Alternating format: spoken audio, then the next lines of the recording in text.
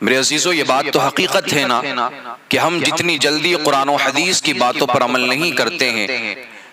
قرآن و حدیث کی باتوں کو نہیں مانتے ہیں، اس سے کہیں زیادہ جلدی ہم غیروں کے طریقے کو اپنا لیا کرتے ہیں۔ غیروں کے رسومات ہمارے معاشرے میں گھس چکے ہیں، غیروں کی رسومات پر ہم اتنی جلدی عمل کرنے کی کوشش کرتے ہیں کہ کبھی ہم نے قرآن کی بات کو، حدیث کی بات کو نہیں مانا، شریعت مصطفیٰ پر کبھی ہم نے اتنی جلدی عمل کرنے کی کوشش نہیں کی ہے۔ اور ایک بات یاد رکھنا، اگر آپ غیروں کے طریقوں کو اپنائیں گے، غیروں کے رسومات پر آپ عمل کریں گے، غیروں کے تہواروں کو آپ منائیں گے، تو حدیث مبارکہ میں آتا ہے من تشبہ بقوم فہو منہم، کہ جو جس قوم کی مشابہت کرے گا وہ انہی میں سے ہے۔ اب ایک بات یاد رکھنا، غیروں کی کتنی رسومات ایسی ہیں جو آپ کرتے ہیں لیکن آپ کو یہ اندازہ تک نہیں ہوتا کہ آپ نے کتنا بڑا گناہ کر لیا ہے، آپ نے حرام کام کر لیا ہے۔ اب آپ دیکھیں 1 اپریل، 1 اپریل یعنی اپریل فول کے نام سے جو یہ منایا جاتا ہے، اس میں کیا ہوتا ہے؟ جھوٹ بولا جاتا ہے اور ایک دوسرے کو جھوٹے میسج کیے جاتے ہیں، جھوٹے پیغامات بھیجے جاتے ہیں۔ کوئی باپ اپنی اولاد کے ساتھ میں جھوٹ بول رہا ہے،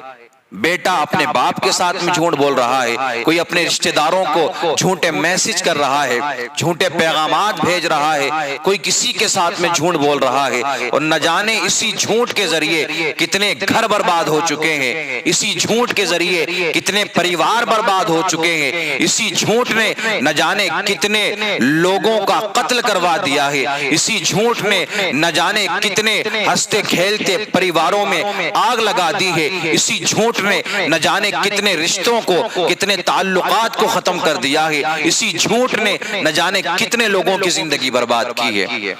قرآن مقدس میں آتا ہے وَاجْتَنِبُوا قَوْلَ الزُّورِ، جھوٹ سے بچا جائے، جھوٹ سے پرہیز کیا جائے، اجتناب کیا جائے۔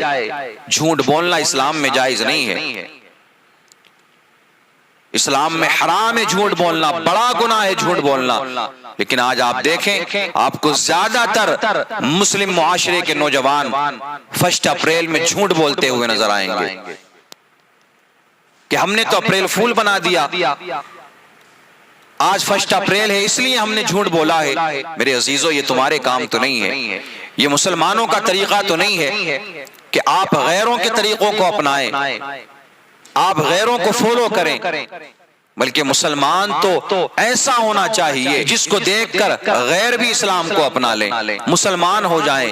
ایسے اس کے اخلاق ہونا چاہیے، ایسی اس کی عادت ہونا چاہیے۔ تو میں بات کر رہا تھا جھوٹ کی، حدیث مبارکہ میں آتا ہے، بخاری و مسلم کی حدیث ہے، اللہ کے رسول صلی اللہ تعالی علیہ وسلم نے ارشاد فرمایا کہ سچ کو لازم کر لو، اور جو سچ بولتا ہے، سچ بولنے کی کوشش کرتا ہے، اللہ کے نزدیک وہ سچا لکھا جاتا ہے، صدیق لکھ دیا جاتا ہے۔ جھوٹ سے بچو، کیونکہ جھوٹ فجور کی طرف لے جاتا ہے، اور فجور جہنم کا راستہ دکھاتا ہے، اور جو جھوٹ بولتا ہے یا جھوٹ بولنے کی کوشش کرتا ہے، اللہ کے نزدیک وہ کذاب لکھ دیا جاتا ہے۔ اللہ اکبر۔ ہم میں سے کوئی یہ پسند کرے گا کہ اللہ کے نزدیک اس کو جھوٹا لکھ دیا جائے؟ اور ایک بات یاد رکھنا، جھوٹوں کا ٹھکانہ جہنم ہے، یہ شیطانی عمل ہے، شیطانی کام ہے، لیکن اس کا کیا مقام ہوگا، اس کا کیا مرتبہ ہوگا جو اللہ کے نزدیک سچا لکھ دیا جاتا ہے۔ آقا کریم صلی اللہ تعالی علیہ وسلم نے ارشاد فرمایا، جب کوئی جھوٹ بولتا ہے تو فرشتے اس کی بدبو سے 1 میل دور بھاگ جایا کرتے ہیں۔ ابو داؤد شریف کی حدیث ہے، اللہ کے رسول صلی اللہ تعالی علیہ وسلم فرماتے ہیں کہ یہ بڑی خیانت کی بات ہے کہ تو اپنے کسی بھائی سے کوئی بات کہتا ہے اور وہ تجھے اس بات میں سچا جانتا ہے لیکن وہ بات جھوٹ ہے، تو یہ بہت بڑی خیانت ہے۔ آقا کریم صلی اللہ تعالی علیہ وسلم سے پوچھا گیا کہ یا رسول اللہ، کیا مومن بزدل ہوتا ہے؟ اللہ کے رسول نے فرمایا ہاں۔ پھر پوچھا گیا کیا مومن بخیل ہوتا ہے؟ فرمایا ہاں۔ پھر میرے آقا کریم صلی اللہ تعالی وسلم سے سوال کیا کیا مومن جھوٹا بھی ہوتا ہے؟ میرے آقا کریم صلی اللہ تعالی وسلم ارشاد فرماتے ہیں کہ مومن جھوٹا نہیں ہو سکتا، مومن جھوٹا نہیں ہوتا ہے۔ تو ایمان والوں کا تو یہ کام نہیں ہے نا میرے عزیزو۔ جو مسلمان ہیں، آپ نے کلمہ پڑھا ہے، اللہ کو ایک مانا ہے، اور محمد صلی اللہ تعالی علیہ وسلم کو اللہ کا رسول مانا ہے، تو پھر آئیڈیل رہنما دوسروں کو کیوں بناتے ہو؟ آپ کے لیے تو سب سے بہترین آئیڈیل، سب سے بہترین رہنما اللہ کے رسول صلی اللہ تعالی علیہ وسلم کی ذات ہے، آقا کریم کی زندگی ہے، اور ایک مسلمان کو آئیڈیل اور رہنما تلاش کرنے کی ضرورت نہیں ہے۔ اس نے کلمہ پڑھ لیا ہے، اللہ کے رسول کو مان لیا ہے، تو سب سے بہترین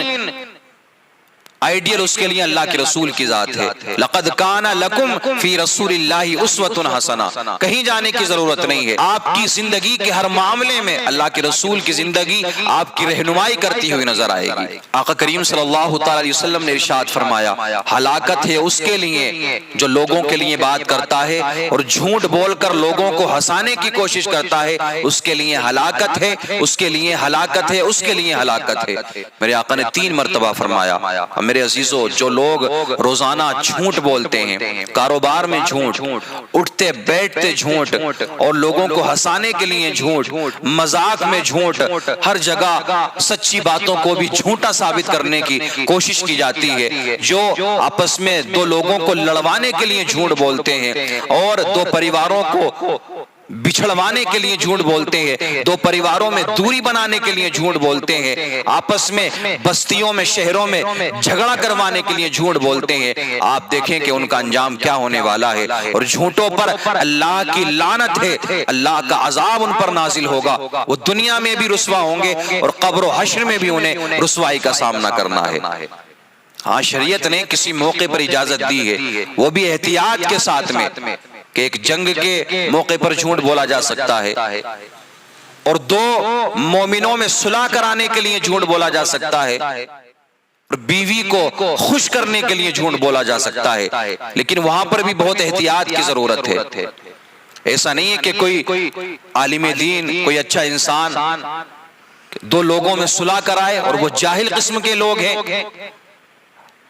انہوں نے جھوٹ اس لیے بولا کہ ایک کے سامنے دوسرے کی تعریف کر دی کہ فلاں انسان تو تیری بہت تعریف کر رہا تھا، تو اس سے لڑائی کرتا ہے، جھگڑتا ہے، اس سے بات نہیں کرتا ہے۔ لیکن کچھ جاہل ایسے بھی ہوتے ہیں نا معاشرے میں کہ اگر کوئی نیک انسان صلح کرانے کے لیے یہ کام کرتا ہے تو وہ آپس میں تو ایک ہو جائیں گے، لیکن اس نیک انسان کو پھر جھوٹا ثابت کر دیں گے۔ تو میرے عزیزو، یہاں بھی بڑے احتیاط کی ضرورت ہے، اسی لیے غیروں کے طریقوں کو نہ اپناؤ، غیروں کی رسومات کو نہ اپناؤ، غیروں کے تہواروں کو نہ اپناؤ، چاہے وہ اپریل فول ہو یا دیگر کوئی اور معاملہ ہو، یہ مسلمانوں کا کام نہیں ہے۔ میرے عزیزو، مسلمانوں کا کام کیا ہے؟ قرآن کی بات پر عمل کرنا، حدیث مبارکہ کی بات پر عمل کرنا، شریعت جو ہمیں کہتی ہے اس بات پر عمل کرنا، اور جن کاموں سے ہمیں شریعت نے روکا ہے، قرآن نے روکا ہے، حدیث نے روکا ہے، ہمیں چاہیے کہ ہم ان کاموں سے دوری اختیار کر لیں، ہم ان کاموں سے دوری بنا لیں، اسی میں ہماری کامیابی ہے۔